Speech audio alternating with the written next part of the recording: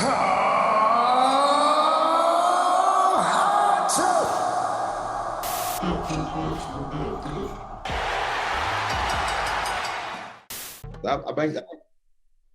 think they brought a bunch of motherfuckers in. Hold on, because there's always a recap of some shit that lasts. Yeah, Jay White turned on Girls of Destiny.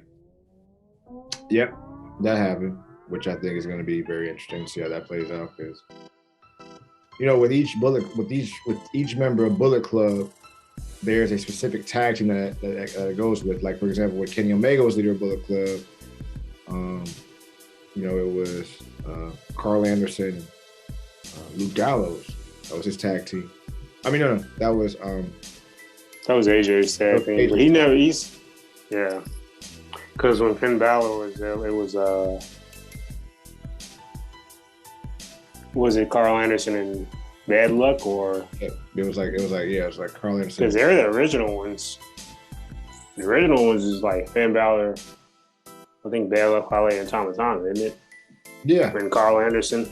Yeah, the Kenny Omegas was the Young Bucks for a little bit when they were doing it, and I don't know. Finn's was.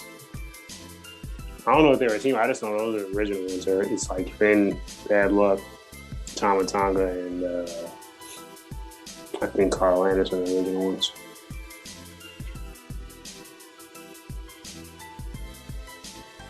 I don't know, man. I think I don't. You know what? It's really, really, really hard to kind of place. It's really hard to kind of place like that Finn Balor era, because that was something I didn't get to watch. You know what I mean? Yeah. So what was it? Is it No Surrender, or is it Hard to Kill? I want to say it was No Surrender. Hard to Kill might have been the last one. Yeah, so it might be No Surrender. Yeah, it's No Surrender. Okay. I don't think these were those three. So let me just go ahead and get this out the way, get it started. 3, 2, 1. Yo! I'm full, so that's why that one wasn't as good. I like it because I ate a lot. Welcome to another episode of Hot Take Wrestling Podcast, man. HT Dub back in the building. That's right. I'm making it real hip hop, real gangster and shit.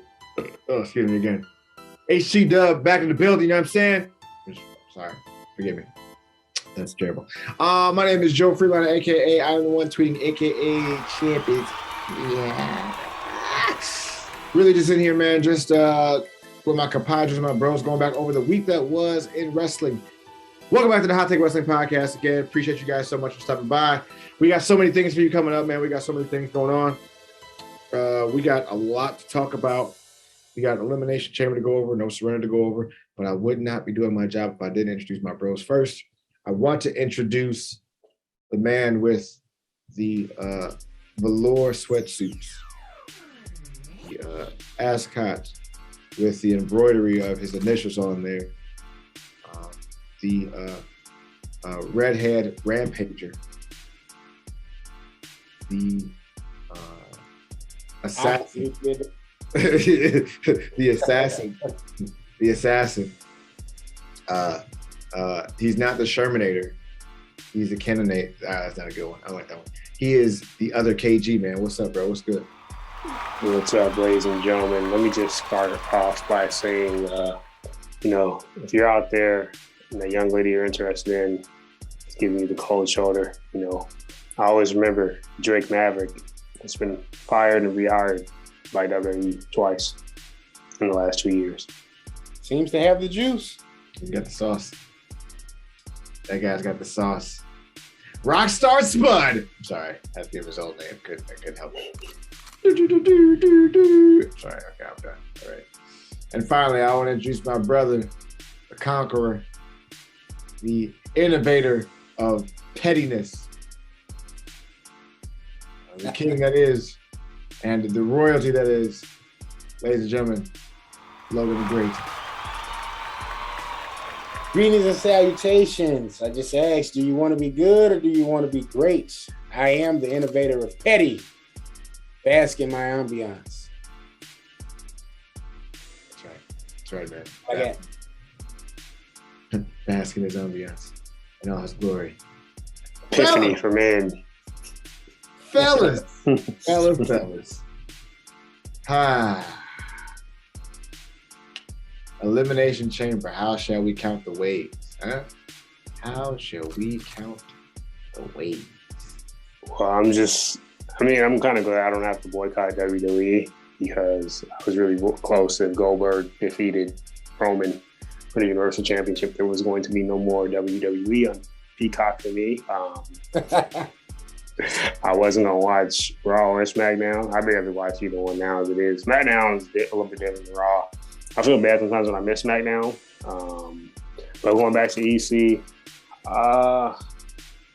yeah, man. It's one of those things where calling them premium live events, I guess they don't call them pay-per-views anymore.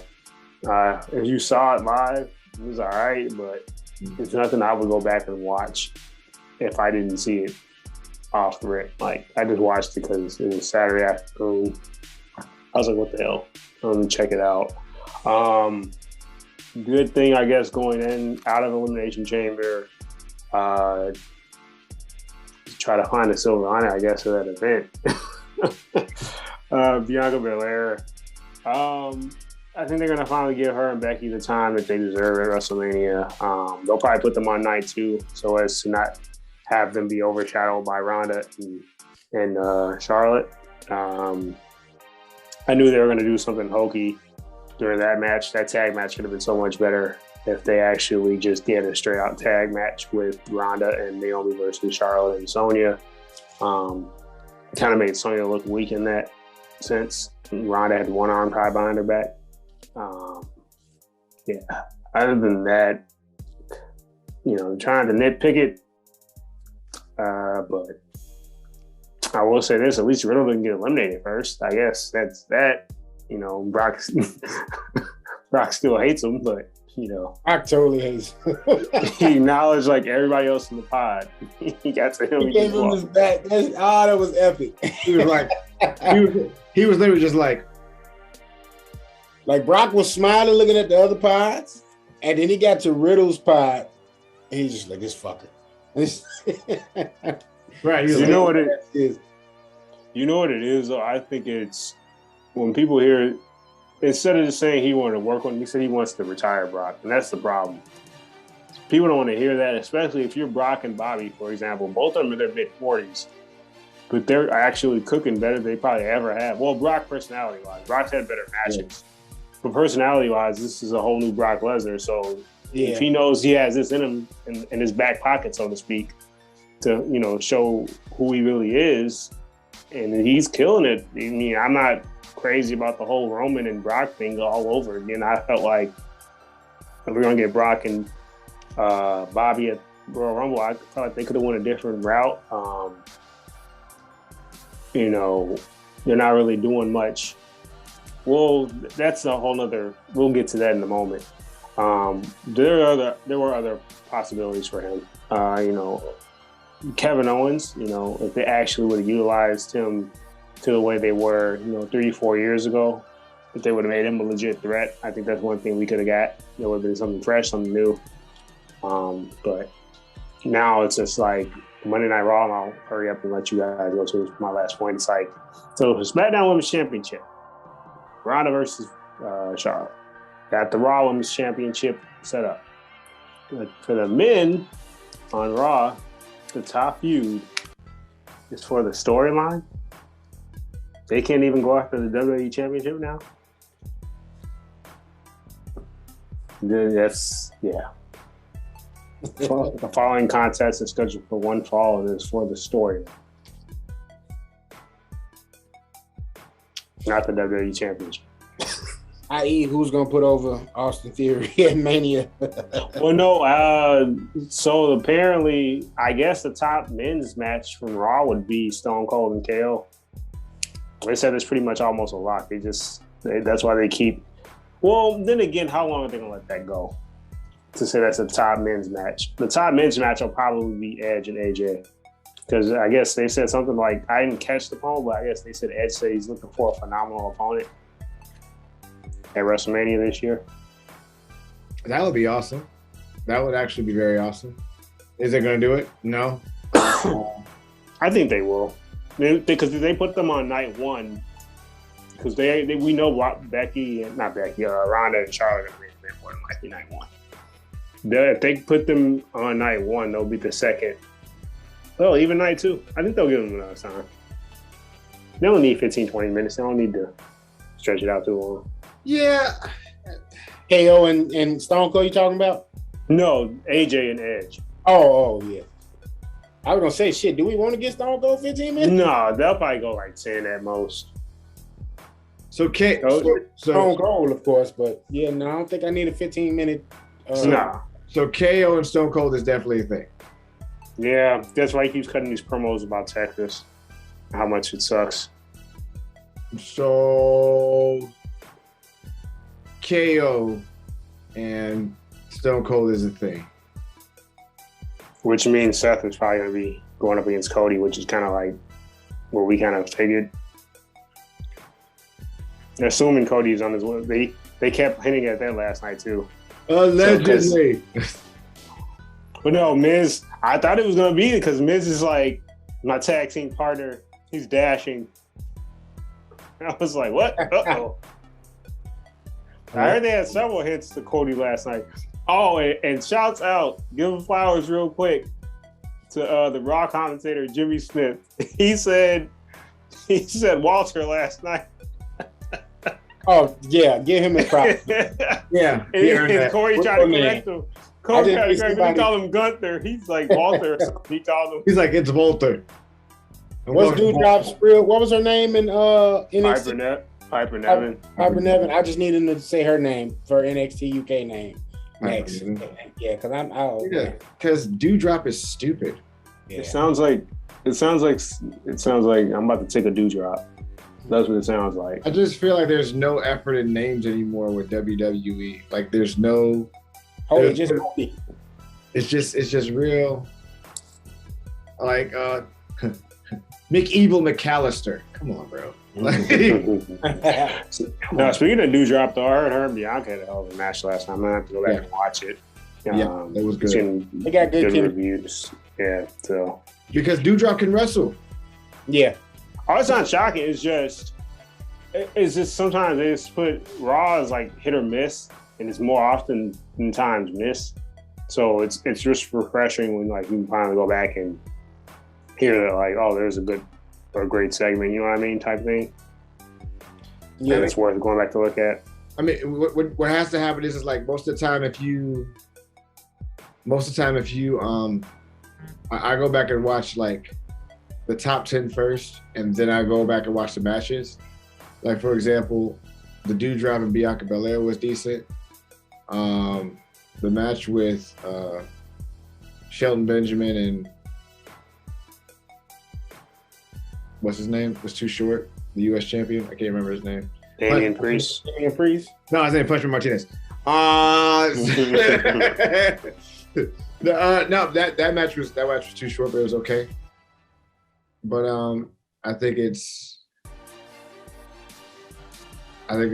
gonna probably have like an open challenge or whatever for whatever reason for WrestleMania. But it's stupid. That was decent. But yeah, I strongly suggest people go watch Bianca Belair. Somebody said on TikTok that Bianca Belair is overrated and they need to push Liv Morgan more. And I was like, that's a terrible idea. But you know, people have their opinions. As my man once said, haters gonna hate, ain'ters gonna hate. Well, Tim, to be fair, you call Kenny Omega. I don't think I do that for shock value. Like, I've given Kenny his props at several occasions. His match with Ray Phoenix is still from last year, still one of my favorite matches from last year. I just do that for shits and giggles.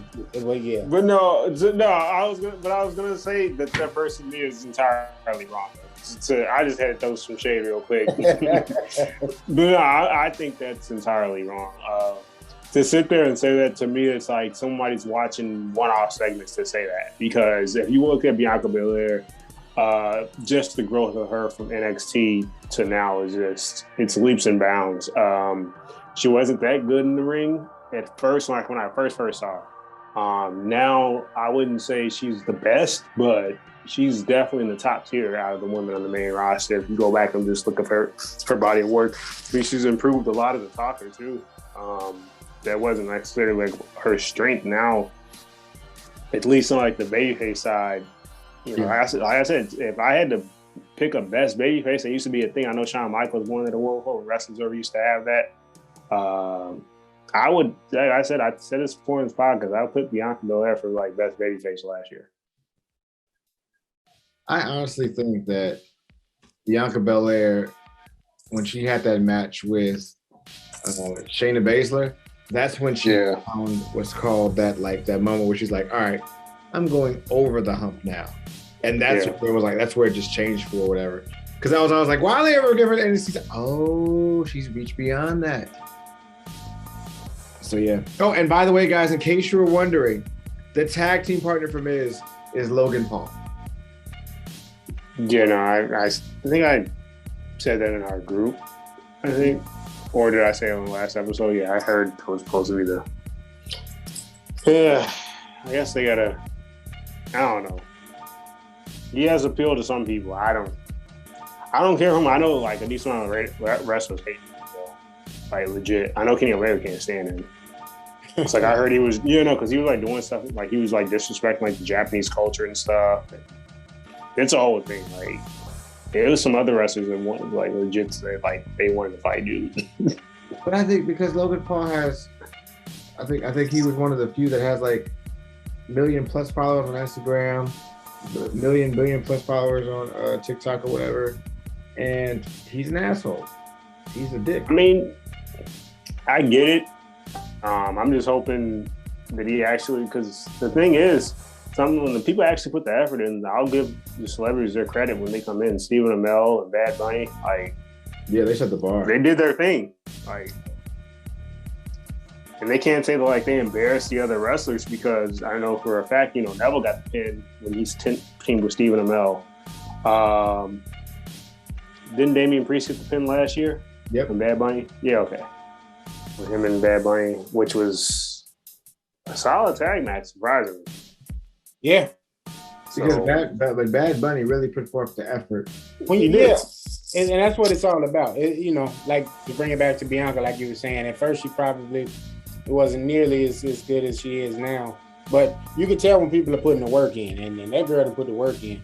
Now, she getting the John Cena push. So I'm not gonna, I can understand how that could rub some people the wrong way. Especially if you got a favorite. You got your favorite, you want to see your favorite. You know what I mean? Not saying it's justified, but not saying she don't deserve it either. Like I said last episode, I feel like she has the most potential as far as being a face, you know what I'm saying, out of all of the stars right now. You know what I mean? So just her, she's getting her just due to me. But I'm definitely looking forward to her and Becky having an actual match. Yeah, you know what? I wouldn't even say she's getting the Cena push. I'd say she's getting the push that like Bayley should have got, that everybody expected her to get when she got called up, because she won over, some people that are like, the pillars, so to speak, of the women's division. She went over Sasha, she went over Bayley, but Cena went over a lot of people in his first round, and Cena kept the strap for like almost a year. Yeah, and then when he dropped it, but I'm saying he dropped it and he got it like right back from Edge. So I felt like, I see what you're saying to a degree, like she's getting like that, she's getting protected type thing where it's like, but at the same time, like, I don't know, they kind of did her dirty. Cena didn't really get done dirty. Cena, when he lost the strap, Edge cashed in Money in the Bank after Elimination Chamber. He was bloodied, and you go back and watch it now, you got to watch it, it's in black and white. Right. Because they don't want to show no red. Right. But I kind of see what you said, but it's a little different. I can see what you're saying, those. So people that have those attention spans where it's like they want to complain about everything, or the casual viewer just sees her all the time. But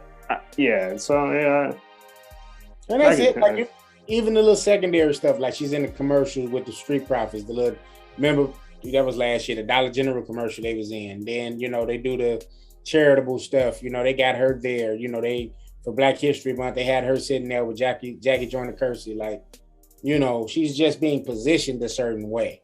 And you rightfully so. Like the girl looked like a star. Why would now if she get in 12 rounds part 3, then yeah, she's getting the John Cena push completely.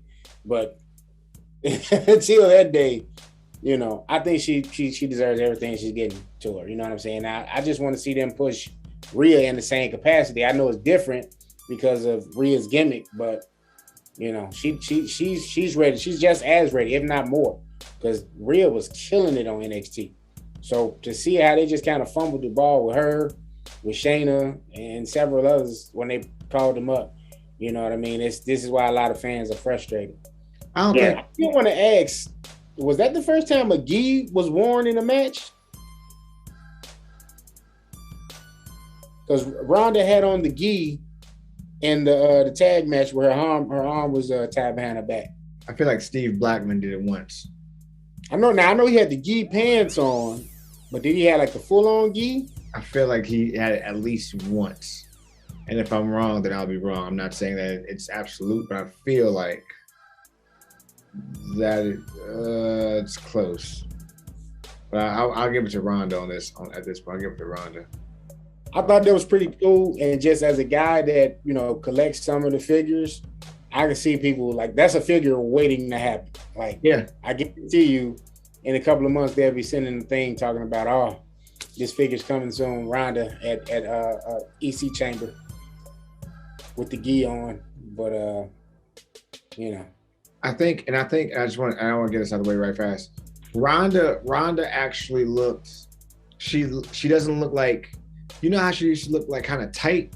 She looks really loose lately. Like she looks like she's like got a little pepper and stuff, a little bounce, whatever. She actually looked good.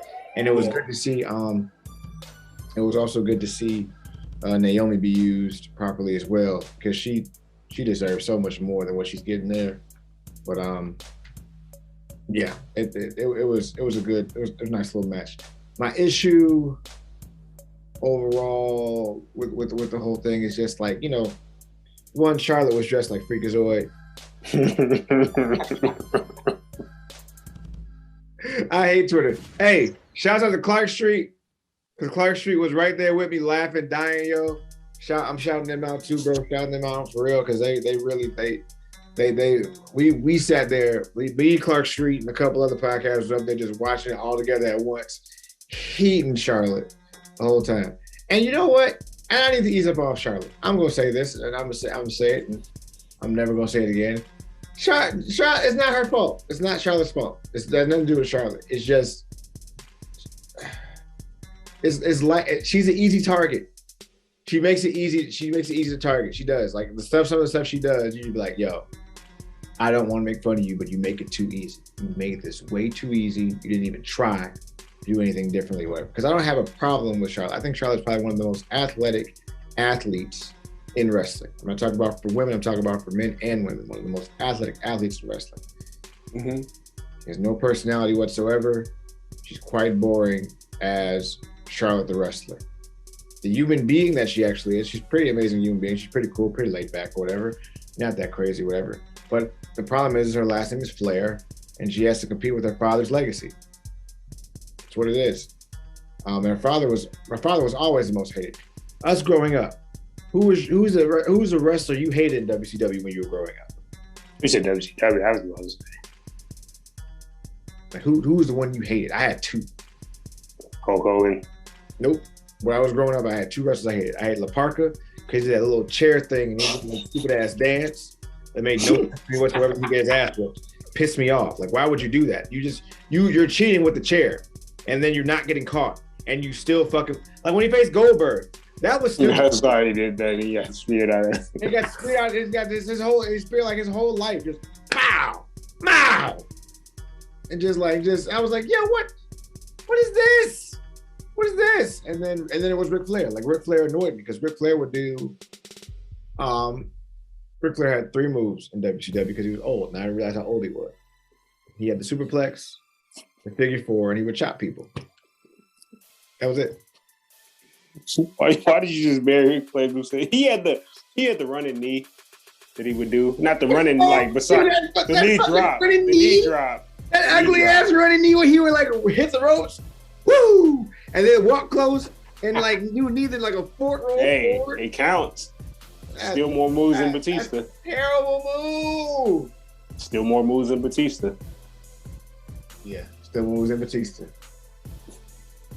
Still moves than Batista. No, I would say Hulk Hogan because for me, even though I understood the booking or whatever, I was almost getting to that point where I knew it was scripted. But what blew me was the whole he drops the Goldberg and you come back and do the Ring of Poker Doom. I think that's when I stopped watching WCW. Ring of Poker Doom. I was like, you know what? I'm done with this. Hey, y'all did that to go full circle just to get the title back on Hogan. You can build another heel up afterwards. If you didn't want Goldberg, if you needed Goldberg, somebody to drop the title. I wouldn't even met him dropping it to Kevin Nash. They took no time to build anybody else up. Nope, we're gonna put it right back on Hogan. We're not gonna put it on Booker T. Right. We're not gonna put it on. Well, eventually Jeff Jarrett got it, but then he got it too many times. But there had to be other talents. They could have been. We're not going to invest in Benoit. We're not going to invest in Never understood that shit. I never understood. They could have gave the Scott Hall perfect person. Yeah, I mean, it just was he was probably the only person I really couldn't stand in WCW. Now I think about it. But I know Kevin Sullivan. I didn't like him. But Hulk Hogan has he really has 2 moves. And it's big move in the leg. Well, you know actual wrestling move? You always say because he thought that he's good for that punch. When he's hooking up. Yeah, ain't no wrestling move though. I can't count it. The point isn't a move. The what? The point isn't a move. Stop. I mean, he beat Kevin Nash. With it, so I guess technically he does. That's what I said. That finger. Stop doing that shit. Stop. Come on. That's somebody Big Dave got more moves than y'all bogus, man. Man, this nigga, but Big Dave really didn't. Big Dave moveset all come from his move. Listen, and I'm going back to it. I don't care how people feel about it.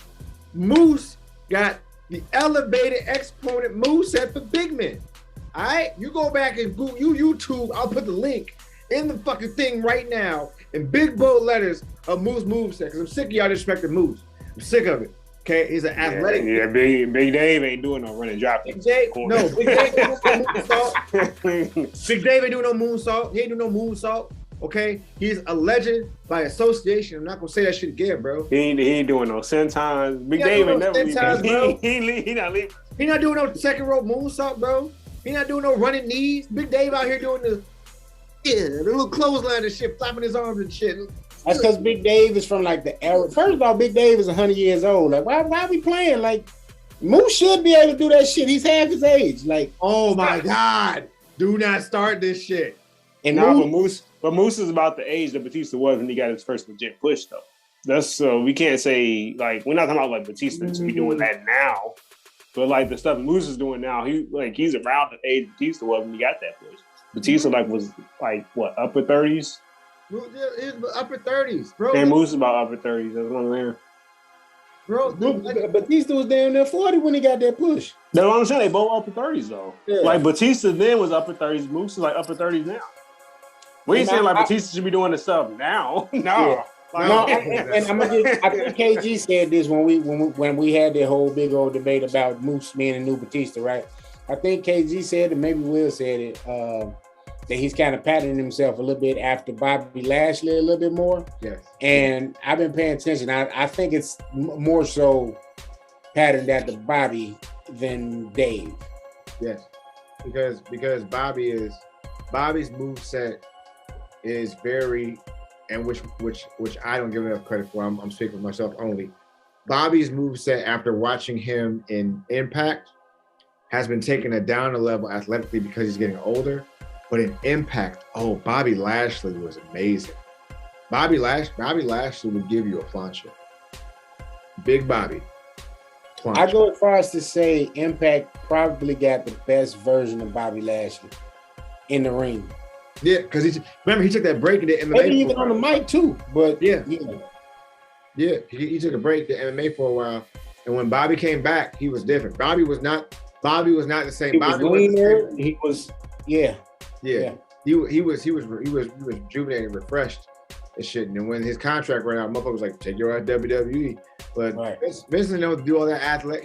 Because Vince didn't know to do all that athletic shit. Vince be like, "Yo, man, can you do like a clothesline? That looks more like it hurts more." What?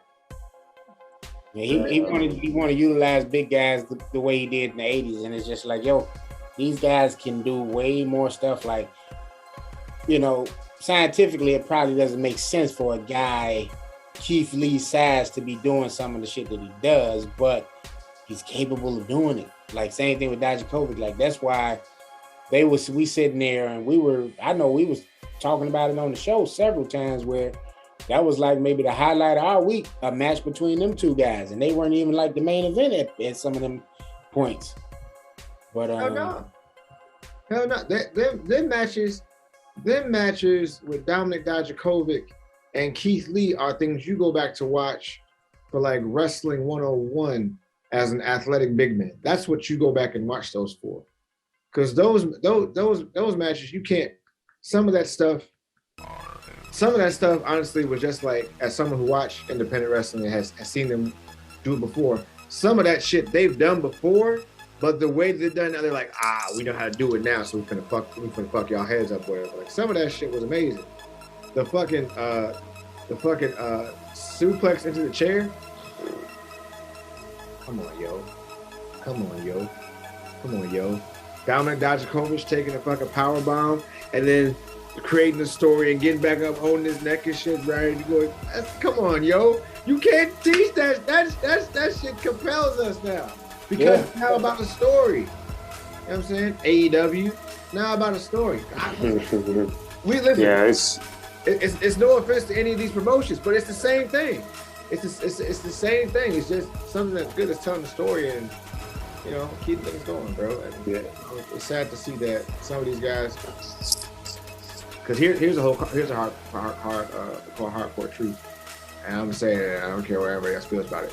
They're not gonna push Keith Lee, ever. They're never gonna push him. Who, AEW? Yep, they're never gonna push him. Not gonna push him. I'll take right there. They're not gonna push him. They're gonna put him in good matches. They're gonna give him a chance to wrestle a lot. Like, he's gonna get the chance to wrestle a whole lot.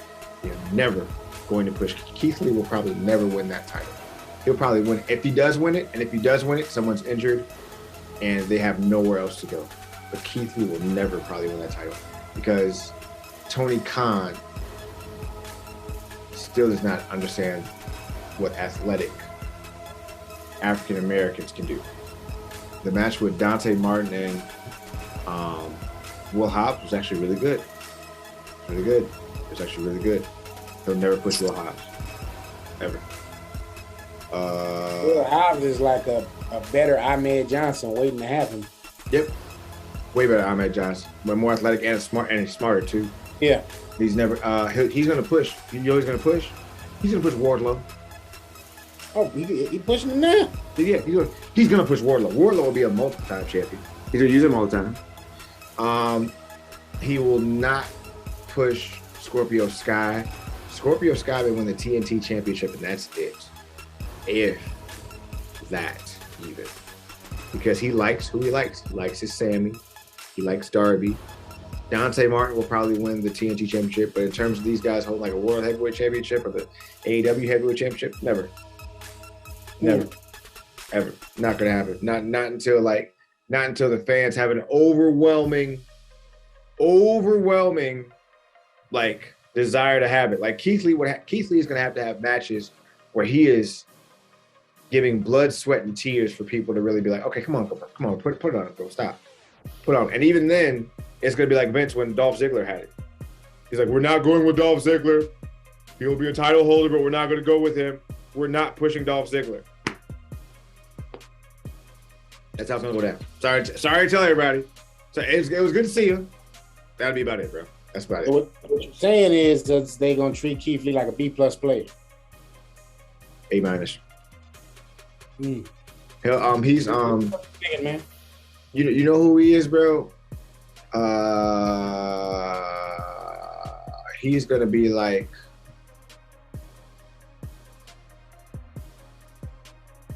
He's gonna be how Big E was when he first started, and he's gonna stay there. Like they're gonna give him like a belt to wear, and then they're gonna be like put him in like different bodyguard positions and doing all types of silly hokey ass shit. That's how they're gonna do it because they don't know what else to do. No, none of these promotions know what else. Like PWG, for example, they have this thing called Battle of LA. Keith Lee was in Battle of LA, and they pushed Keith Lee to get over. Like they were like, "Yo, we got to do something with this shit. This guy's fucking amazing." Same thing, Dijakovic. Got to push this guy. Ricochet. They push those guys because in the Indies, those guys have great matches with everyone, with everybody, no matter who you put them with.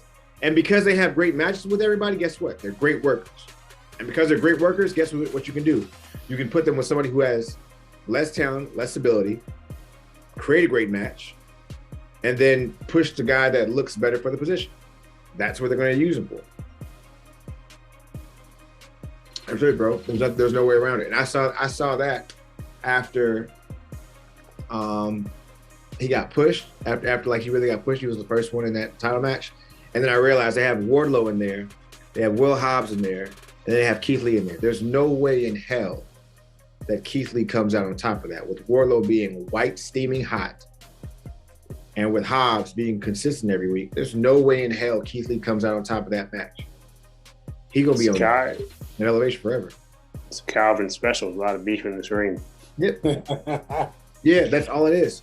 And he's just the main event right there. The finals right there. Wardlow and Keith Lee. That's it. No. So what it is they've qualified so it's a ladder match. The ladder match is the number one contendership, the TNT Championship. Oh yeah, that's right. My bad. So there's 3 people left. I mean, that's not to say they can't be a main event on an episode of Dynamite or Rampage. I think it'll be like Wardlow's like coming out party, so to speak, as far as an extended match, because he's only really had like one extended match outside of like more than one, where it's like a good back and forth. I know his match with Luchasaurus was pretty good during the pandemic last year. You want to go back and watch that. But speaking of AEW, Caster is hilarious. I saw his freestyle on Dark Elevation. He said something to the extent of the claim, "Yeah, we're no slogan. When the mic dropping more bombs than Joe Rogan." Then he said Dark Order hasn't beaten us once. They can't beat us tonight. It's Black History Month. Wow. Bruh, Max Gas, they not getting pushed either, which I don't understand. Anthony Bowens is so good. And then like Caster's a personality. I mean, he's solid too, but like Anthony Bowens is probably one of the more underrated. Ricky Starks will win the title. I think he might. Yeah. If they do something like he'll need, and like that's the thing, he has the people around him too though. If you have Hobbs around him, they might need to add one more person around him because Hook, they could legit push that stable once Hook gets a little bit more seasoned. And that's why I think they need to probably like another championship and like a cruiserweight or something like that. But if they could put one more person in that stable, I can see Starks getting the world title. If you actually put, because he has the mouth for it and the in-ring ability, so. Because that TNT championship is just as good as it's like basically saying it's a television championship. You could put in a U.S. heavyweight or some type of championship because you got too many wrestlers on the squad, bro. Because once Miro come back, the match I want to see, Miro versus Keith Lee. That's the match I want to see. That's the first one I want to see. I want to see Miro versus Keith Lee. I think that one's going to be epic if you give it gets enough time. So I think that would be nice. But they need just one. They need one more title belt to me, in my opinion. They need one more title belt that's actually like a legitimate worker belt. Because I feel like the TNT Championship. Yeah, it's like that belt for Sammy, but I feel like they need one more. You know what I'm saying? Like WCW had television title, US title, World Heavyweight title, and Tag Team Championships. Cool, that's not bad. You know what I mean? WWE at one point, they had the WWF. They had the Euro. IC. Because the US title came from WCW. Right. They had the Euro, and then they had the tag team titles. Mm-hmm. And that wasn't bad. And honestly, the best WWE title to me was the one with the Eagle. And that's my favorite title of all time. If they unify the Eagle or the original Eagle? Original Eagle. Original Eagle. The one with the one that Brett held 93. Yeah. That's my favorite title of all time. That's my favorite. I don't understand why they just can't like enlarge that and bring it back, because these two championships now look like they were like made from the skin of Lord Zed. They're just... They like dyed it black, and they dyed the other one blue. Yeah, that's exactly what it looked like. It's more about the branding of the title than it actually being a champion. Like, yeah, you know what I'm saying? And that's unfortunately why it looked how it looked. Like it's no like. It's just like they just slapped the logo on there and like, yep, it's a championship. Like those are the worst looking championships. The IC title looks nice. The US title looks nice. They got to do something with the tag titles. They got to revamp those again too. In my opinion. And you know, I wouldn't mind seeing that in black and gold. Like, I think if we finally get a unification, because Lord knows that needs to happen too. Like, we get a title at Mania. Like, they just need to unify that bad boy. Like, we don't need two set of champions. We don't need two set of tag team champions. We really don't need two set of women champions. Like, all of that is just for like marketing and merchandise. Like, no, and that's part of the problem. Like, you got these secondary titles, you got these mid-card titles that you can't really utilize the way you should, because, you know, we got to try to fit this title, and you end up using this heavyweight championship as the mid-card championship and this one as that. Like, it don't make sense. Like, this is probably the most that the WWE championship has been positioned in this space in a long time. Like, you know, while Roman's had the Universal title, that's been the title. Yeah. They put it on Brock, and now it's back up here. You know what I'm saying? Yeah. But I mean, what they could do if they utilize or unify, trust and not utilize the women's division, you know, they own the rights to all those championships and all those from former organizations that they acquire. Like, right. They could bring back the TV title, but for the women, it's called the TV title. Yeah. They unified the whole division and then have one like major championship, the world championship, and then have the tag titles, but actually have the tag titles appear on all three shows. Because they said they were going to, and then they didn't, and then like maybe they realized, maybe, I don't know if people were in their feelings or what it was, but some of the better tag team title matches were on NXT, like Dakota and Tegan Knox versus Kabuki Warriors, I believe. I want to say that. And then it was Shotzi and Tegan versus Sasha and Bailey. That was a really good match too. So I don't understand why they just didn't go ahead and utilize all three brands like they said they were going to. I also want to go back to Mr. Paul Levesque. The NXT championships, all of them, beautiful championships. All of them, beautiful championships. Even the white ones for the tag team titles for the women, nice championships. When he like revamped them, not when they were that big ass NXT, when the big ass X and shit. Yeah, those are fire. My thing is at this point, whenever you put these championships in a space where they can be properly utilized, they look good. You know, like when I was a kid, I always wanted the Eagle Championship. When I got one for Christmas, oh man, I wore that shit around. Like, that was the shit. I love that Eagle Championship. They gotta actually look like something. Like even AEW Championship, their World Heavyweight Championship is dope. Their tag team titles, dope. The TNT and TBS Championship, you know what I'm saying? But I feel like they have to make them look better than what they actually are in terms of how they're set up. And I just wanted to say this too, on top of that, because it's randomly out of nowhere. I feel like Brock Lesnar is Cell. Do you remember Cell from Dragon Ball Z? Do you remember how like he just won't die? He just wouldn't die, like he won't go anywhere. Like it's annoying. And I feel like they keep letting him off the hook and keep giving him, like, for example, okay, so there's this dude named Cell that's Android made by Dr. Gero, and they give him power or whatever, and he's more powerful than like Android 17 to 18 or whatever. And then he can just like Tony Khan is Cell. Yeah. He's absorbing all these people trying to be perfect cell. Yeah, like for real. And it's like, now I'm just joking. Why won't you die? Why won't you die? But yeah, man, I'm not looking forward to it. No, he's exactly who he said he is. No, I would say that. I would disagree. I would say he is Boo, because he started off. He was Majin. Now he's just a better in shape version of Majin Buu that turned babyface on Dragon Ball Z.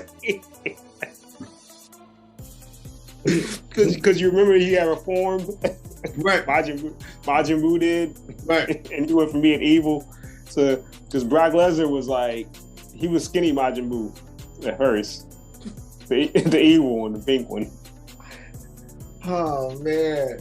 Oh, bro, I just be feeling like, yo, like, why did they keep giving this motherfucker chances just to go up and just do the same? Because what's going to happen is they're going to make it a match in WrestleMania. It's going to be like a 25 minutes. It's going to be them being even at first. And all of a sudden, Lesnar dominating and Roman dominating. Lesnar coming out of nowhere. And then Usos will probably lose championships at WrestleMania because they didn't even face Viking Raiders. So they'll lose their championships at Mania. And then they'll come out there, beat up on Brock. Then Brock will beat both of them up. Roman will come up with some fabricated crazy ass plan or something, or some backup plan for Lesnar, and then he wins again. Yeah, and we getting the fourth member of the bloodline. That's what we're gonna get. I don't know who's gonna be. Sika, man. Sika. It would have been what's his name, Jonah or whatever. But what are you going by? Sika Solo, right? Or something like that. Right. Now you know who would have been, but they wouldn't let him be himself. It would have been funny. It would have been Tama Tonga. With the bloodline, but he just re-signed with, I think he just re-signed actually with JBW. Yeah, you want to go with New Japan. Hit that forbidden door. And then, they really about that. They were teasing it, so hey, maybe. I wouldn't be mad. I think if Roman pushed for it enough, they would probably go ahead and do it. Yeah, they would definitely do it. I don't know who it's going to be. I feel like we are going to get a fourth member of the bloodline, though. That's the only way Roman goes over. I feel like some underhanded stuff. Yeah, it has to be some sneaky stuff because they still got to make Brock look strong. Yeah. I think it's just so I don't know when is the right time to get the title off Roman, though, just because as much as he's being a heel, depending on what areas they're in, like he's starting to get good reactions, not necessarily good reactions, but positive reactions. You don't want your heel getting that. So if they take it off of him, they're going to have to build a babyface up to the point where like the fans actually want that babyface to win the title. But they've already dropped the ball because there's been several guys that were over that they let Roman go over. You know what I mean? Like Finn, KO. Like KO was early in the title run. I'm just saying, like, they got to make sure who they pick and do it wisely. Because right now, as the roster stands, I'm going to be honest with you, they got about who hadn't Roman face at this point. Shinsuke. That's about it. And AJ. And AJ. Those only like, and then they go wrong with either one of those two. Whoa. Yeah, they couldn't go wrong with either one of those two. They could go wrong with Drew because they're gonna need him to get more serious. You're gonna have to go back to being psychopath. Yeah, you're gonna have to change his gimmick up a little bit for the fans to fully be back. And there's no knock on him. It's just you could tell like there's a little bit of a change in terms of his promo delivery. He just like he wasn't never like super edgy, but like it was more along the lines of he was a serious champion basically. Now there are times where he goes for the cheap pop with the crowd, carrying around this Highlander sword, which Tim predicted. Because you said it out loud, bro. Stop giving this man ideas for stupid stuff, bro. Bro, it's just okay. Vince misses the 80s, man. That's what it is. We're going to call it spade a spade. Undertaker and Kane was birthed from probably Vince watching Halloween or Friday the 13th or some shit. Like, 80s shit and Highlander is one of those things from the 80s. Like, he's Scottish. Like, all right, he's a handsome guy, big. Like, the girls, the women going to love him. You think of Highlander, right? Who do you think about more? Do you think about Sean Connery or do you think about the other dude? I don't even remember the other dude's name. That was the actual Highlander. Chris Lambert. Chris, yeah. So who do you think of more when you think of that film? Sean Connery.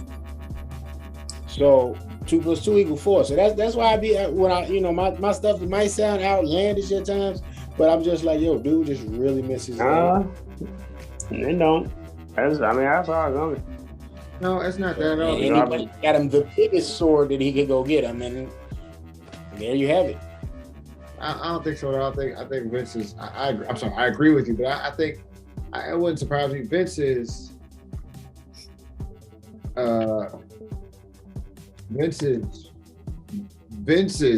very much so a predictable individual when it comes to booking sometimes now, because when he's doing the booking, like, I know who's gonna win. Everybody we basically picked to do something did something exactly the way we said. Like most of our picks now are just picks that we want to have him just see if he does it, because we're daring to do it. Like, we're not even like really like, yo, like, we're not even putting any like educational guesses on this. We're just like, we know you already, so we're just gonna go against the grain to make it sound interesting.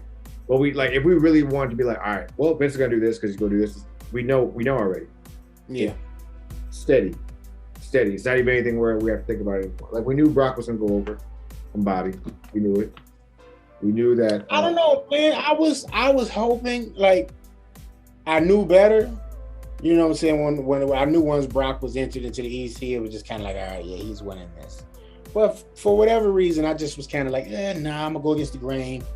I'm gonna go with AJ Styles, because I actually went and did the DraftKings thing and did that little pool. I was like, sure it's Brock all day, but I'm like, something. I just wanted to see AJ Styles main event of WrestleMania. I'm like, he's been here, he's been dedicated, he's touched just about every title there now. He touched every title, right? He's been a champ now, so it's like, only thing really left for him to do now is win a Royal Rumble and win main event of WrestleMania. So I think had they not did this whole title for title thing, which we knew going into Royal Rumble and going into EC, we was like, all right, they had kind of leaked already that they were going to do this, title for title thing. But it was just kind of like, all right, if you're going to give Bobby his own lane and give him a main event match at Mania, I just thought AJ would be the perfect pairing. And you get to Bobby versus AJ if AJ take the title off of him at EC. And then there you go, boom, that writes itself.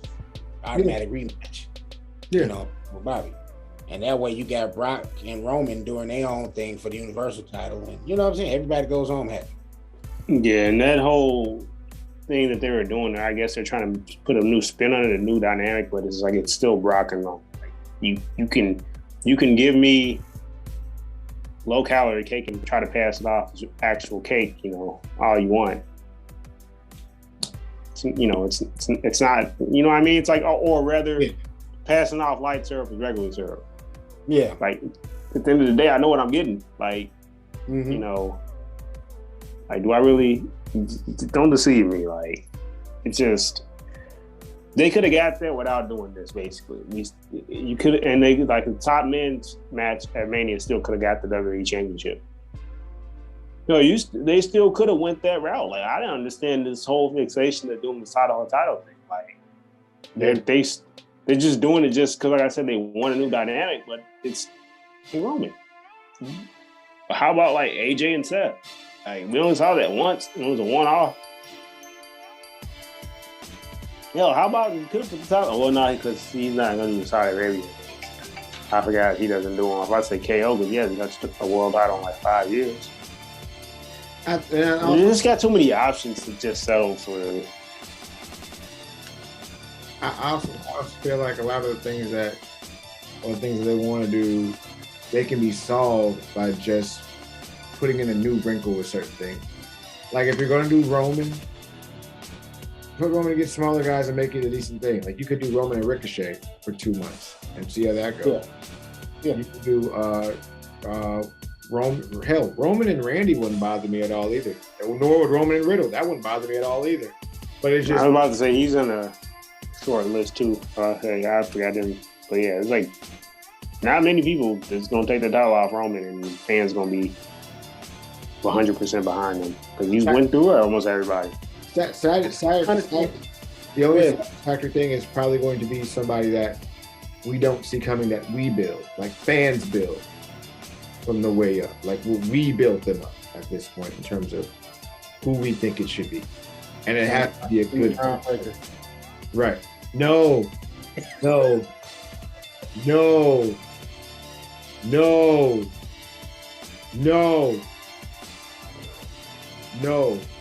I thought you were saying it has to be something we build up from the ground up, not Braun Breaker. No, I'm with you. I'm with you 100% on what you're saying. I just threw Braun Breaker right now. Some funny shit. No, man, don't. You laughing. It's probably gonna happen. To be honest, if I'm being honest, I think Kenny's right. I think we're gonna get a fourth member of the bloodline that night. I don't think Paul's gonna change on Roman. I think Roman's gonna go over because Brock is. You got to think about it too with this whole like we don't know what their contract is. I mean, he's obviously happy because this is the most we've ever seen Brock. He's been literally at every show. Right. So it's about time for Brock to go do his hunting thing. You know what I mean? Take some time off. What better way than to do the whole, just kind of like how they did with Undertaker. When the Shield attacked him, like, what was that, the night after WrestleMania? That 1 year, and they put him through the announce table and all that. And it was just a random attack out of nowhere. It was supposed to be a storyline, but they dropped the storyline for whatever reason. That. And that'll happen at WrestleMania, and Roman Reigns will be the undisputed champion. And then he on both shows. And I'm not completely okay with that. Because I don't like Braun Breaker because his finisher is just a move that he stole from Goldberg. Like I just don't. He stole from WCW Goldberg. I don't like that. I don't like any of that. Oh God, I don't like anybody in NXT now. Like I don't even think I like Carmelo Hayes. I thought those were already established. Yeah, since they switched them now. Nah, I'm not. I just don't like. Everybody's not good. I know it's wrestling. You're supposed to be able to do both heel and face, but it just don't do nothing for me. I just don't like anybody there, and it's not. I only like literally. I know we joke around, and be like, "Oh, NXT for Gigi." I only watch NXT for Gigi. That is it. They dropped the ball from our ways. He should have been a babyface. You want to watch it? Nicola, or whatever her name was, just debuted. Some new girl.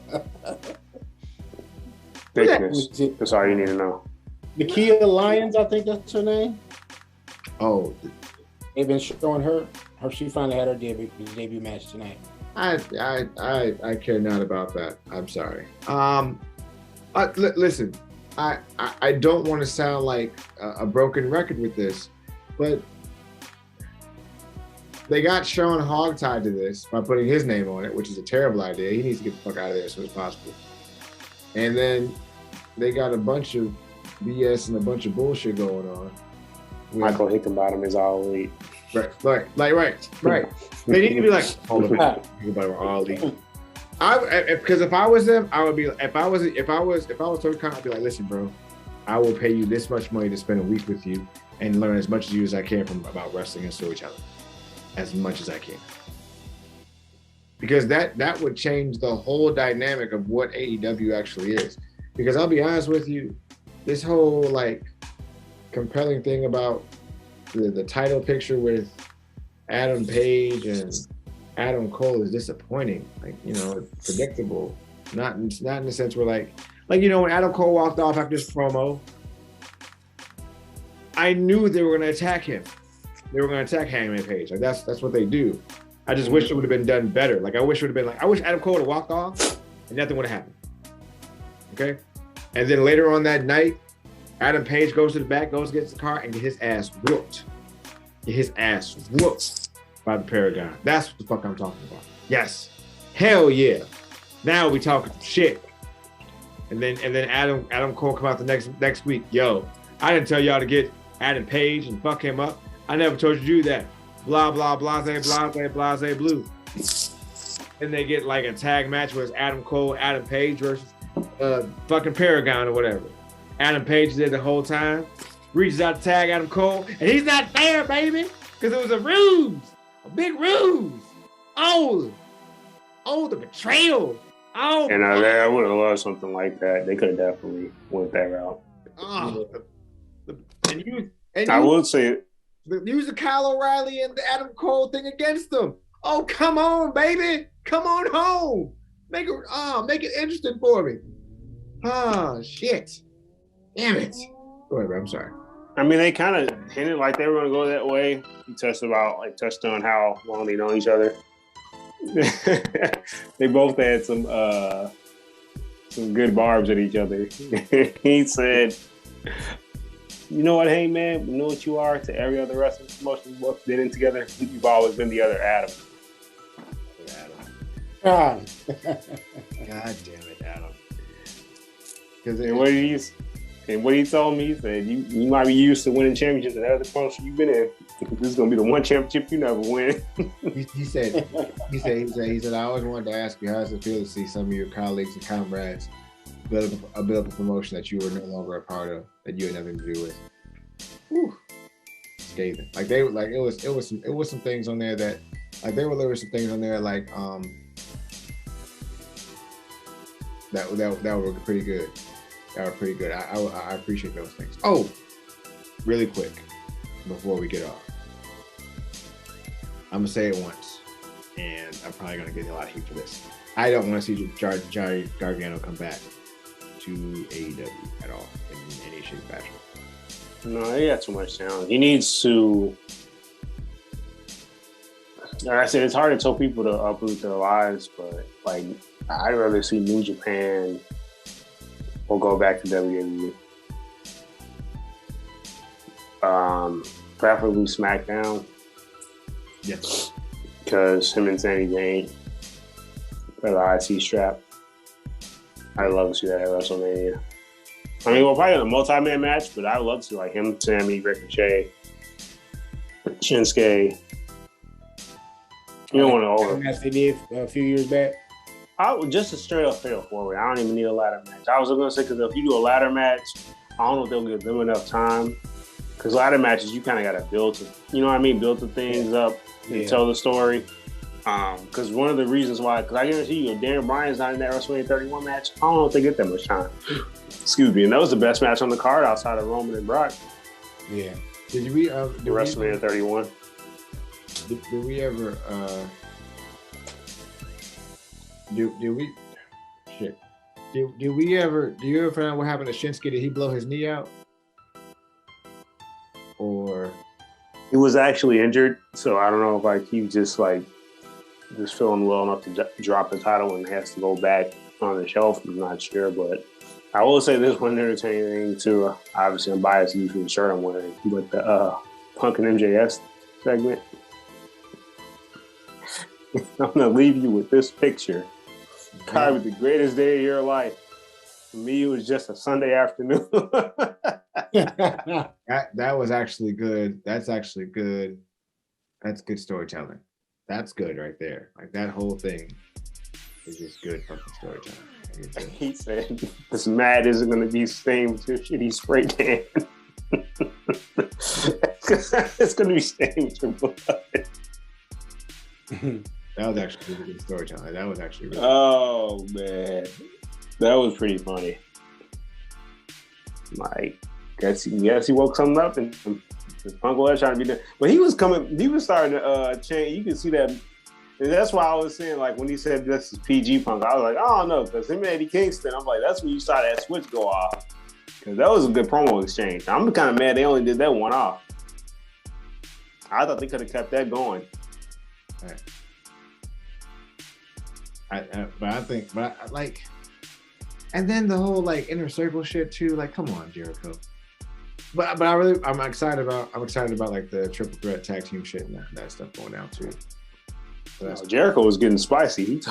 He told Santana and Ortiz, he said, when I put the inner circle together, maybe I chose the wrong two members of LAX. I'm like, damn, Jericho.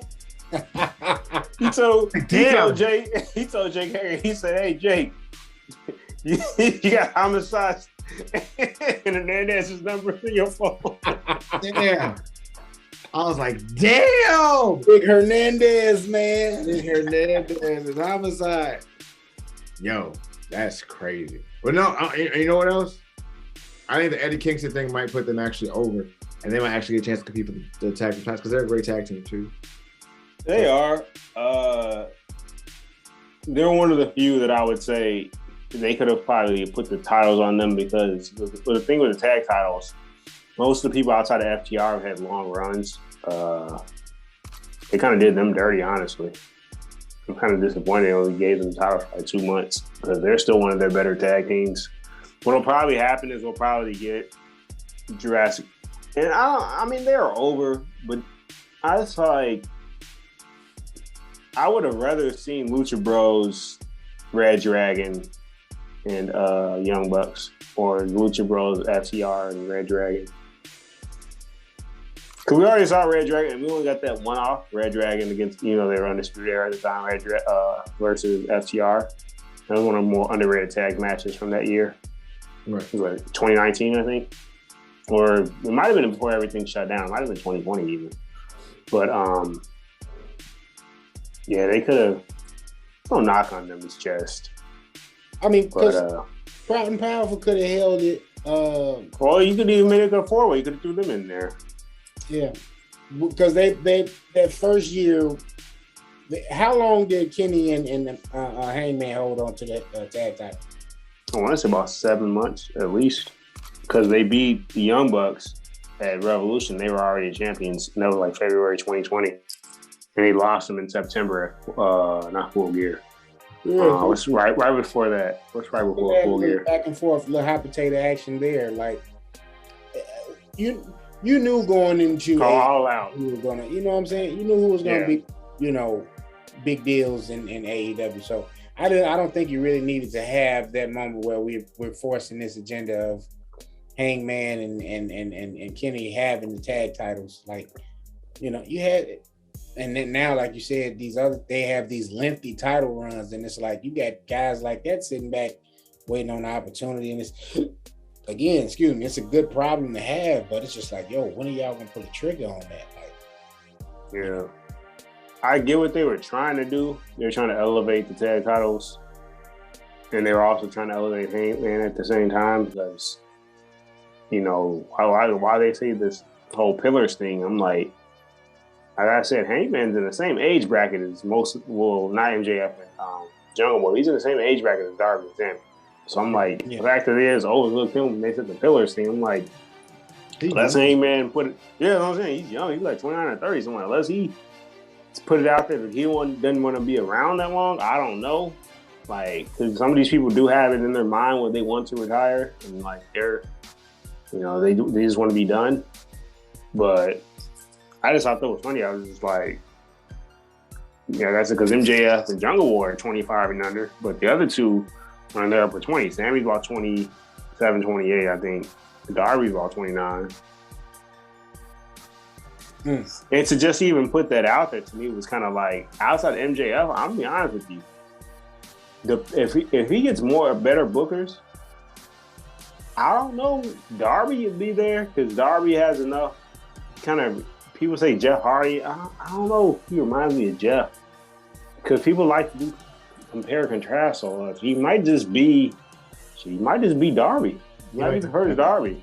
Yeah, because he's the best version of himself. Because Darby's he can wrestle. Like I ain't saying Jeff can't wrestle. But we know how we had that whole thing when we were talking about the two tag teams of who's the entertainer or who's the wrestler. Darby can wrestle though. Darby can wrestle. He can shoot wrestle. Chain wrestle, yeah. Because he was he actually used to wrestle in high school. If you go back to watch that first exchange, especially like the MJF match, not this first exchange, but that whole match, but also the beginning of the match, which was great between him and Sammy this week too. If you haven't watched it, I'd say go back and watch it. But yeah, but outside of them, I'm like, I don't know. If you bring in better writers, will Sammy really be getting pushed like that? Cause I'm gonna be honest with you. I ain't trying to hear Sammy on the mic. No, you want to see Sammy do that little whiteboard thing that he does with the cue cards. Like that's Sammy's shtick. Like that's his thing. Like he does that, and then great moves in the ring, and he can wrestle. But you want to see like you don't want to see. Remember, like in the Attitude Era, we clamored to see Austin, Rock, hell, even Triple H talk. Like we clamored for that, and then they would wrestle. Now in this era, we want them to wrestle, but we also want them to talk as well. And the problem with that is that you have few good talkers. MJF is bodies above everyone else. Not even like head and shoulders. He's bodies above everyone else. Yeah. When he gets to twirling that mic in his hand, pause, it's finna be some shit that's gonna be said to you. You'll be like, that's scathing. Like them doing the CM, the way I know CM Punk is hands-on with this story with him and MJF. He is not letting anyone else touch that. I know for a fact, because the way that this is going, it's drawn out. It's a long process. He's lost in Chicago twice to MJF, which shows he's got faith in this story. Mm-hmm. And it's showing like the growth and how MJF is going to have to like get over the hump. It's showing that side of it. And that's what I'm saying about like this, like I would be taking serious notes, like, okay, you gotta do that. And I feel like no one is. Because honestly, Hangman Page is a disappointing champion right now. He's disappointing. We wanted him to win it so bad. We clamored for him to win it. We waited for him to come back. We wanted him to do so many things so bad. And I feel like they went out of order in terms of how he should have been like defending his championship. Like first he went to Daniel Bryan and it was up here. And then he had that match with Murder Hawk, which was like right here. And now Adam Cole, which we're not really anticipating for him. Like he's not going to lose it. He's not going to lose to Adam Cole. So, but what if he does though? It's not going to happen. I think he is actually. I think he is going to lose it. Nope. Not going to happen. Not going to happen. They're going to wait for... you know why I say that? Because it sets up the turn on Young Bucks. Red Dragon's going to get the tag titles. He's going to get that. It sets up Red Dragon versus Young Bucks and Kenny versus Adam. Okay. Well, I mean, that actually is a good story plot. You might have wanted me there. But then what do you do with Hangman then? Hangman? Mid-Card City. TNT title. God damn, so soon. No, you gotta knock him down that low down the peg. I would say too low though. Like Sammy, look at like how. No, I would say MJF. I would say MJF for the TNT title or for no, just his next feud. Okay, They could be a top. So you're not knocking him down too low. Yeah. And then you got to think about it too, man. Like BD's there now, and it's just kind of like do we really like? It's like Adam Page. Like we know we got a long time with him, but it's like BB. Like hey, we on borrowed time. Like you know he got more behind him than he got in front of him. So it's just kind of like possibly, who knows? That's true. That's definitely true. And I feel like that plays a big role in it too. Same as CM Punk. It's like eventually you're gonna want to see him go after the AEW championship. You know what I mean? So you got guys like that just kind of are like an eclipse when it comes to, Hangman. So it's just kind of like he just in a rock and a hard place. It's like Big E. They put the title on Big E, right? And it wasn't Big E's fault that Raw was 3 hours. It was in the dump. The ratings was already in the dumpster. And then you're expecting it to just turn over because, okay, we finally put the belt on the guy the fans wanted, even though it came like, maybe a year too late? Yeah. So I think it's that, you know what I mean? Just striking too late. So you got to kind of revisit. And then for me personally, that cowboy gimmick doesn't do it, bro. Like, don't do it. I've seen it done better before. Like, I'm not saying put the 18-gallon hat on and make it JBL, but, I've just seen that whole cowboy gimmick done better. I don't, but I feel like you have to do it where it makes sense. Like if you're going to do it where it doesn't make sense, then it's not going to go properly. Like for example, if it's not like if you're doing the cowboy gimmick, you have to give him a great rival. The reason why we wanted him to beat Kenny Omega so much was because you created the dynamic with him with the tag team titles. He was a what? A great rival. Now, not in words per se, but in wrestling. The reason why Stone Cold and Mr. McMahon worked so well, why? You had a great rival. Granted, Mr. McMahon wasn't a great wrestler or whatever, we knew that. But he would put pieces in there that would make that make sense. The reason why John Cena and The Rock were so hyped up was because it was two of the great wrestlers, but you also had a great rival. Now they didn't wrestle like great rashes or anything else, but they talked so much shit to each other that it was like, oh, this is heating up. You have to put Adam Page with someone that he can actually rival with. If you put Adam Page next to MJF, I don't know how long you make that last and how that goes. I don't know how you would do that because MJF can talk. He can really talk. Adam Page. Well, I mean, there's other options. This is the first one that came to mind to keep him from going below the mid card. I mean, you can go Malachi Black, but I feel like that's going to be stretched out with him and Death Triangle because they're talking about Buddy Murphy might be added to House of Black. That would be epic. So, I mean, you got that. And so you can get Death Triangle versus House of Black. So, I mean, you got plenty of other options. I mean, you can do somebody from Team Taz. You can go Ricky Starks and he can talk too. But I'm just saying, like, I just don't think, like, if it is the plan. I think it is just because people have been complaining way too much online about Adam Cole's position. Like how, but granted too, though, he's not doing himself any favors. Like, I get it was an indie thing, but I don't need to see this dude getting kissed on the cheek every match with the Young Bucks. That was funny at first.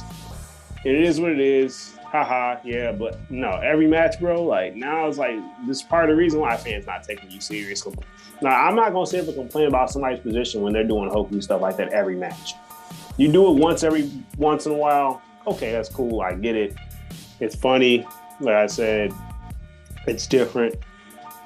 But in that same vein, how am I gonna take you serious as a threat to the world champion doing stuff like that?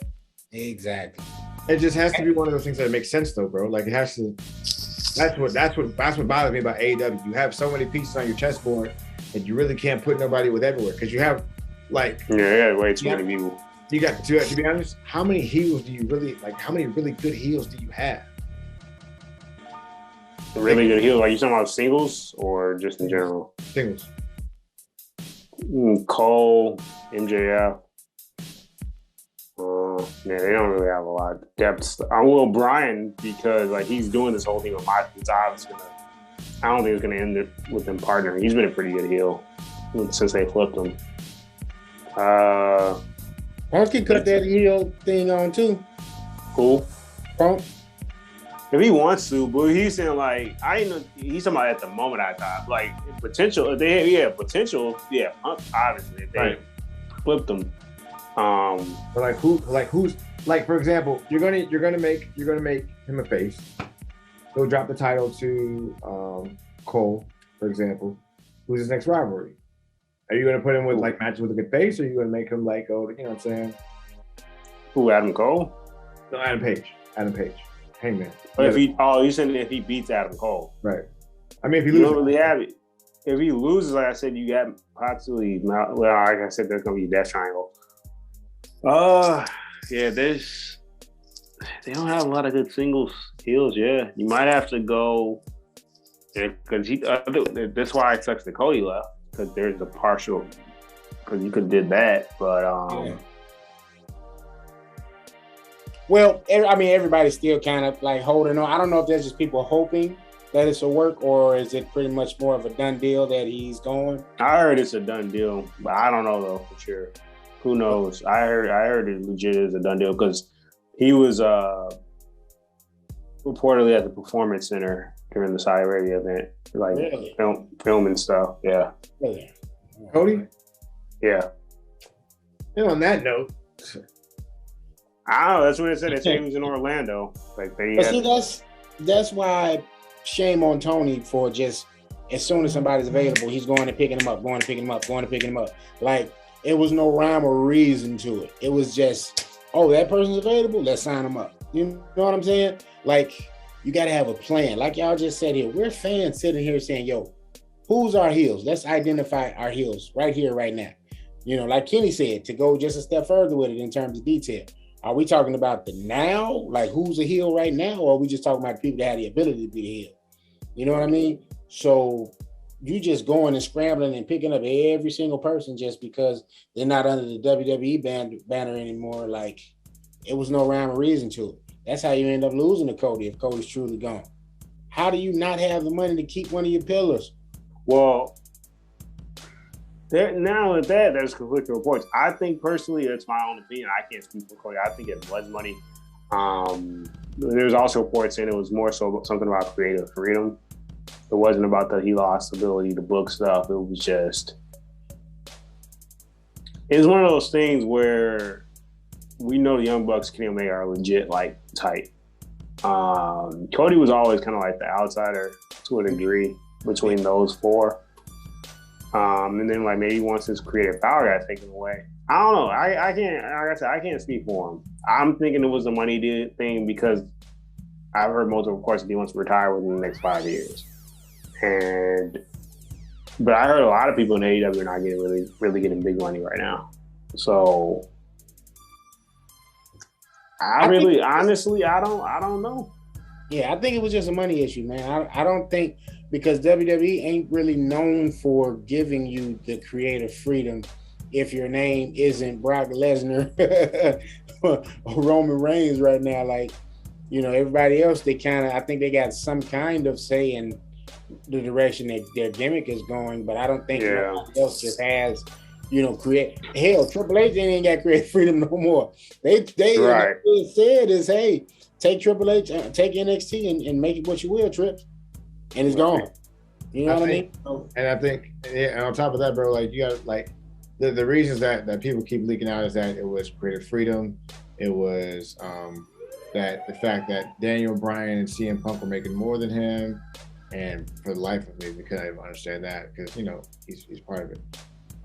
I think it's this. Simply put, Cody was like, "Yo, like Tony, what are you doing? Like me and you started this. What are you doing? Like, come on, yo." Don't give me that. Like, come on, yo. You can do better than this. You know what I'm saying? I personally feel like that if Cody goes to WWE, it's gonna be terrible. It's really gonna be bad because what can Cody do besides win the WWE Championship? He's done everything else there. We don't want to see him do anything else. Do we want to see him win the United States title? No. There is at no point has ever said, "Oh my God, a dream match with Cody or Roman would be so awesome." We don't want to see that. That's why I say I don't think it's about creative freedom. It might just be the money thing.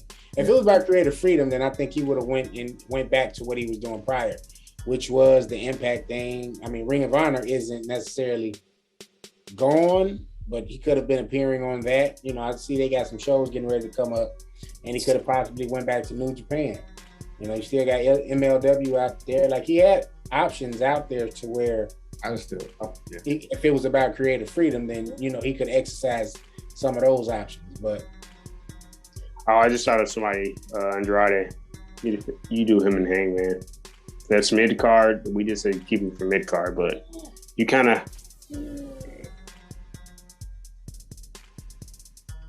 There's not a lot of options if you really want to. Once he gets away from the title picture.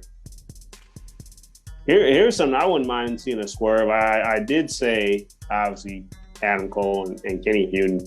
What if, and hang with me here, what if Britt turns on Adam and goes to the Pinnacle and MJF? And that's how he gets the title.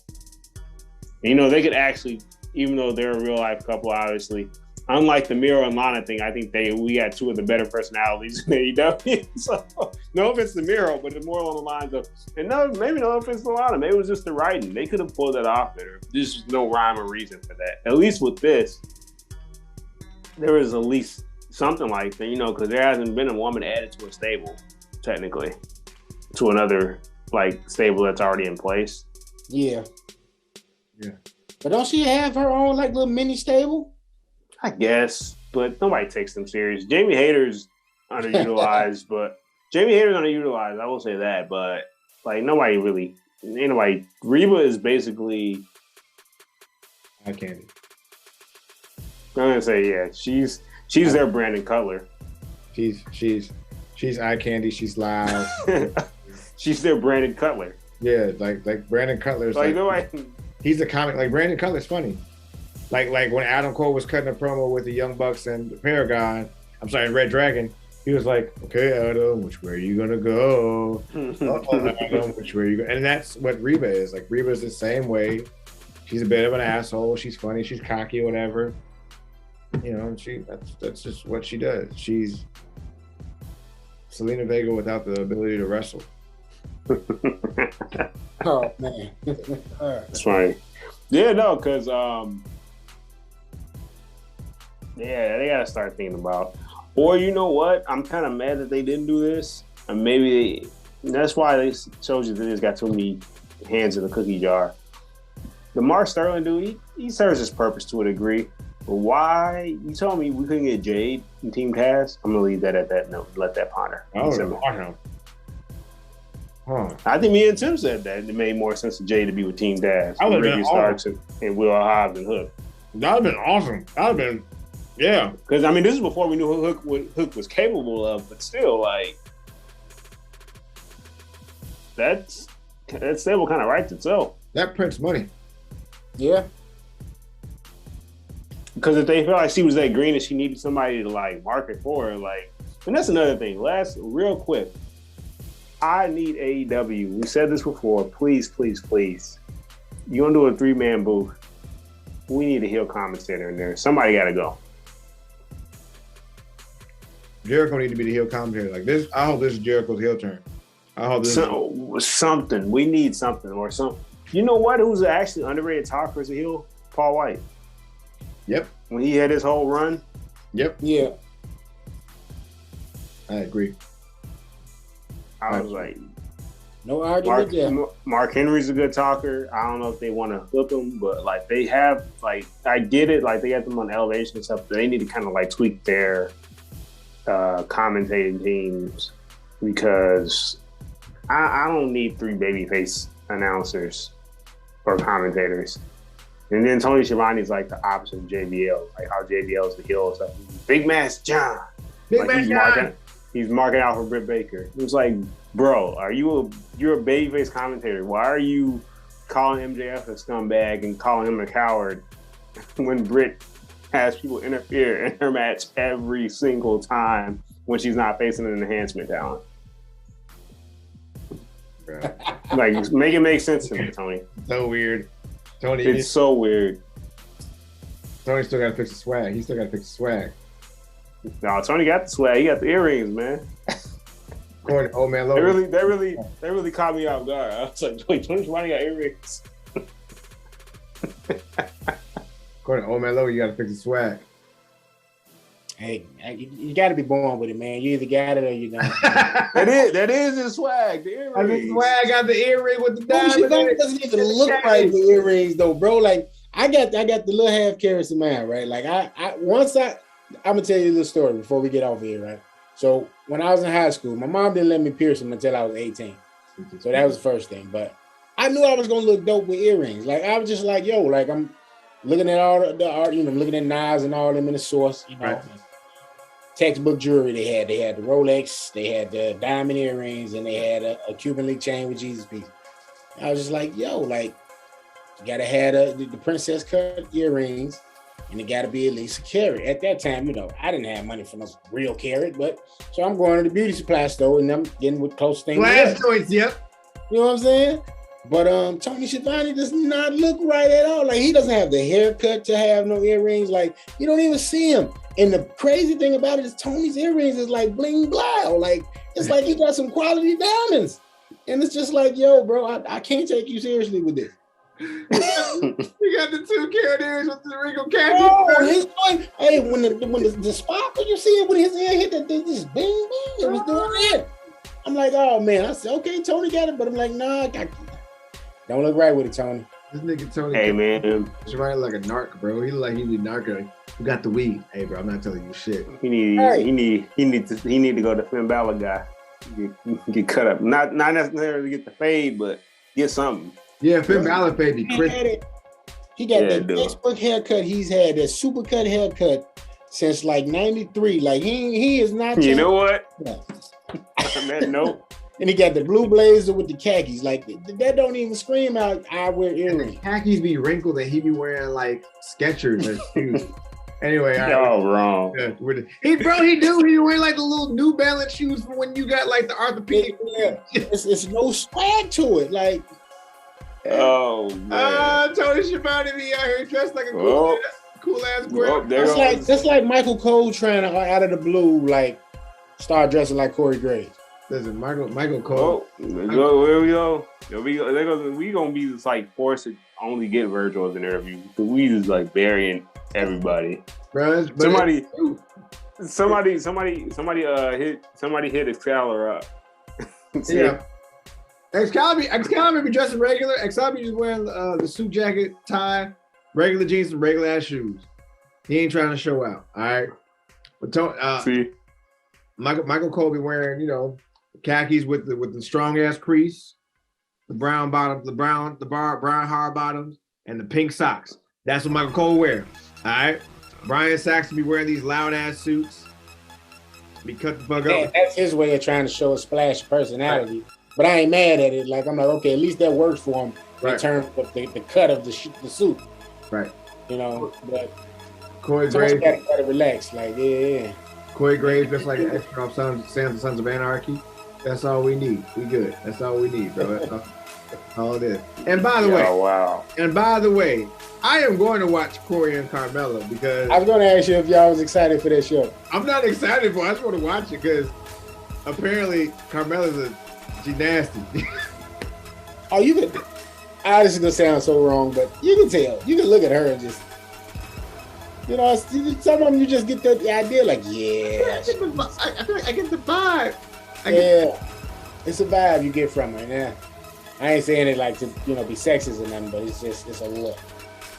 And her look isn't like closet freak. Her look is like, yeah, I'm with it. I'm trying, like literally, like legit, like I don't know. Did we WCW Carmella at one point? I think we did. I feel like after the show we're gonna be like Carmella though. Go. All right, bro. All right, y'all. I'd watch the Brooklyn Baller versus the Boogeyman before I watch that reality show. Well, in case you do want to watch it, KG, it's going to be on YouTube for free, so. Yeah, you might as well give it a shot, bro. You might as well give it. All right, y'all. We're about to get out of here. Make sure you follow us on Instagram. Also, make sure you follow us on TikTok. Instagram. I was in a good mood into that reality show that brought up. I've been trying to be positive this episode. And here y'all come. Also, make sure you follow us on TikTok at Hot Take Wrestling. Talking about the CM Punk wannabe, and you know what? Corey Graves was not a CM Punk wannabe. He was doing different things. Oh God, there you go. We got a lot of stuff coming up, bro. Also, we are in a magazine, guys. Actually, I better be quiet because I don't know if I'm straight edge or anything like that. I just know they were friends at one point, so I'm gonna be quiet before I get the smoke. Before I get the smoke, I don't know. I'm just be quiet before I get the smoke for Corey Graves. Before I catch that heat, and I'm gonna have to deliver that heat right back. I don't even know what to tell you, bro. Also, we're in a magazine. Bobby Heenan, like put us in there. What? No. I said Bobby Heenan light. No.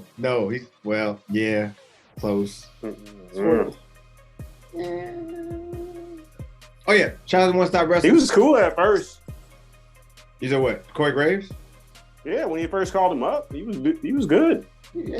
When he first called him up. I ain't talking about like first. Yeah, like on NXT, he was good. I mean, everybody was good. Go ahead and do your shout out. I'm sorry. Yeah, no problem. It's all right. One Stop Wrestling put us in their magazine. We are in One Stop Wrestling. If you got a chance to subscribe to One Stop Wrestling, have a subscription with them. Please look us up on there with all our tags on there, baby. Yeah. Again, follow us on Instagram at Hot Take Wrestling. Also on TikTok, Hot Take Wrestling as well. It'll come right up for you. We are on Spotify. We are on iHeartRadio. We are on Apple Podcasts. We are on SoundCloud. We are everywhere where podcasts stream. Everyone's social medias were put up at the beginning. Follow those guys. Also, look out for our reels, hot takes, and all types of things in the YouTube channel, baby. Logan, take us out. All right. We the ones. And we want to smoke. I'm on my own, against the wall. The pressure's building, but no, I will never fall. Instead of crying, they hear me roar. And now I see that I'm way better than before. I never needed you at all. Think I fall down? I'ma watch you fall down. I'm living large now. I never needed you at all. Think I fall down? I'ma watch you fall down. I'm living large now. I never needed you at all. I never needed you at all. Thanks for listening to the Hot Take Wrestling Podcast. The Hot Take Wrestling Podcast is brought to you by the NMG Network, a division of NMG Enterprises, LLC. I never needed you at all.